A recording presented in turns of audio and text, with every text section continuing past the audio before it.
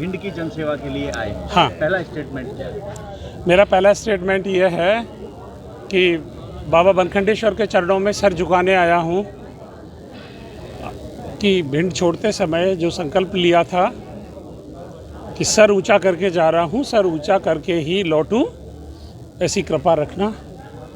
उन्होंने कृपा रखी, उनको धन्यवाद देने आया हूँ। राजीव जी, चुनावी मौसम में बीआरएस जनसेवा का माध्यम क्या राजनीति भी हो सकती है? मैंने बहुत सरल शब्दों में स्पष्ट रूप से ये कहा है कि भिंड को बेहतर करने के लिए 100 प्रयास करने पड़ेंगे। अगर केवल चुनाव लड़ने से भिंड बेहतर होता तो हो चुका होता कब का। लेकिन भिंड को बेहतर करने के लिए जो 100 उपाय करने पड़ेंगे, उनमें चुनाव लड़ना केवल एक उपाय हो सकता है, लेकिन ये मेरे भिंड की तस्वीर नहीं बदल सकता। ठीक है, बस। राजीव जी, आप भिंड के रहने वाले हैं। इससे पहले भी एक आईएएस आए, भिंड ने उन्हें सर माथे पर बिठाया, वो राजनीति में आए, चुनाव लड़े, भिंड ने उन्हें चुनाव भी जिताया। भिंड भोली है, भिंड के लोग बातों में भी आ जाते हैं। आप भी आए हैं, तो भिंड के लोगों के लिए क्या संदेश देंगे कि राजीव भागीरथ से कितने अलग हैं?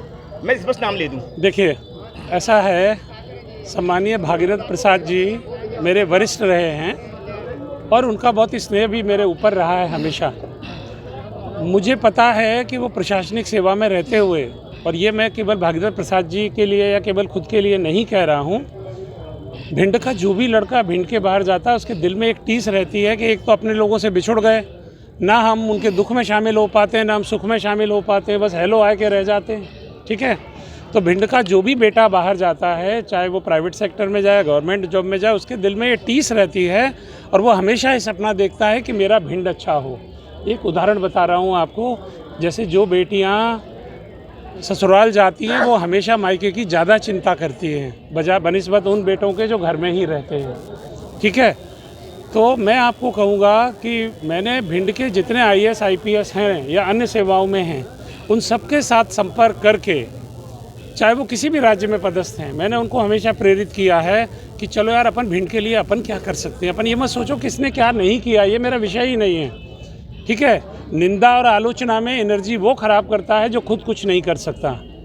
जिसके पास सृजन की क्षमता होती है वो ये नहीं देखता कि किसने क्या नहीं किया, वो ये सिर्फ ये सोचता है कि मैं क्या कर सकता हूँ। तो भागीरथ प्रसाद जी ने हमेशा भिंड के लिए अच्छा करने की कोशिश की, लेकिन भिंड वालों की अपेक्षाएं ज़्यादा थी और शायद परिस्थितियों ने उनको सपोर्ट नहीं किया। सर, आपने ये कहा मन से कि एक सपना मेरी तरफ से भी देख लो, वो सपना कौन सा है? मेरा सपना है कि भिंड में औद्योगिक विकास हो, इंफ्रास्ट्रक्चर अच्छा हो, यहाँ का गरीब से गरीब आदमी भी कम से कम इतना संपन्न हो कि वो अच्छा जीवन जी सके। और जब गरीब आदमी संपन्न होता है ना, तो संपन्न आदमी तो और संपन्न हो ही जाता है।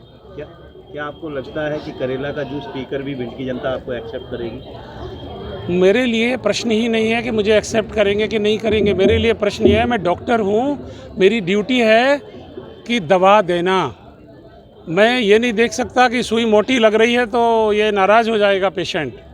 ठीक है, क्योंकि मैं अगर एक डॉक्टर के तौर पर अगर मुझे यहाँ के समाज को स्वस्थ करना है तो मीठी गोली से नहीं होगा। चुनाव के समय ही वीआरएस क्यों? चुनाव के समय वीआरएस इसलिए कि भारत में वो महीना बताओ जिसमें चुनाव नहीं होते। तो मैं कभी भी वीआरएस लेता, क्या 2 महीने बाद लेता तब भी लोग ये कहते, फिर लोकसभा से जोड़ देते, उसके 2 महीने बाद लेता तो नगर पालिका से जुड़ जाता।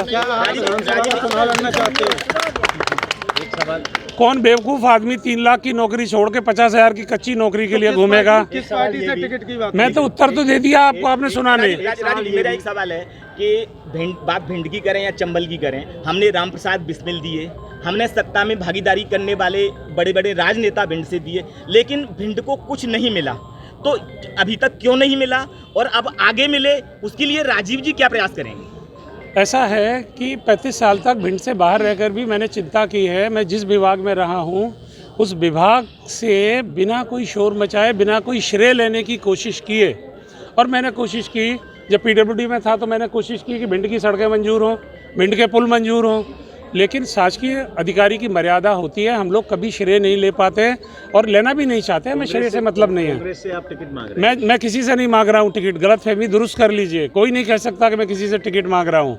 हाँ, अगर आप ये कहते हैं कि मैं मतलब ऐसी बात अगर आप कह रहे हैं जो चर्चाओं में चल रही है, मैं भी मज़ा ले रहा हूँ उसका। मैं आपको गर्व से और विनम्रतापूर्वक बताना चाहता हूँ कि भिंड का जो बेटा आपके सामने खड़ा हुआ है, उसके पास ऐसा कौन है जिसका प्रस्ताव नहीं है? तो क्या बिना टिकट के? मैंने अरे कह तो दिया आपको, मैंने क्या कहा आपको? ऐसा कौन है जिसने मुझे प्रस्ताव नहीं दिया?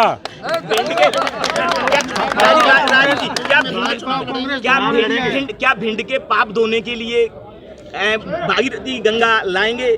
मैं सिर्फ इतना कहना चाहता हूँ, बात तो सुन लो, बात पूरी कर लेंदे भाई गणेश, उसके बाद तू अपना श्री गणेश करना। जब मैं आयुक्त तो हथकरघा और हस्तशिल्प था, तो 30 साल बाद भिंड में हथकरघा की आवाज़, हैंडलूम की आवाज़ फिर से गूंजी, क्योंकि मैं भोपाल में बैठ के चिंता करता था कि मेरे जो शाक्य समाज के, कोरी समाज के भाई हैं, इनका जो पारंपरिक काम था, खेस बुने जाते थे, गाड़ियों के पाल बुने जाते थे भिंड में। मैंने यहाँ सरकारी खर्चे पर ट्रेनिंग कराई, उनको करघे दिए और उसके बाद ये देखा कि इनको कोई 1 पैसे की रिश्वत नहीं लगे।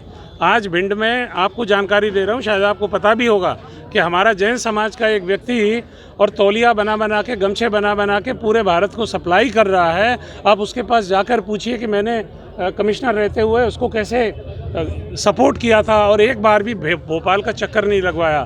35 साल तक भिंड का जो भी आदमी मेरे पास किसी भी काम से आया है, अगर उसका काम सही है तो मैंने पूरी कोशिश की है कि इसको किसी के पास नहीं जाना पड़े, फ़ोन पर मैंने लोगों को मदद की है।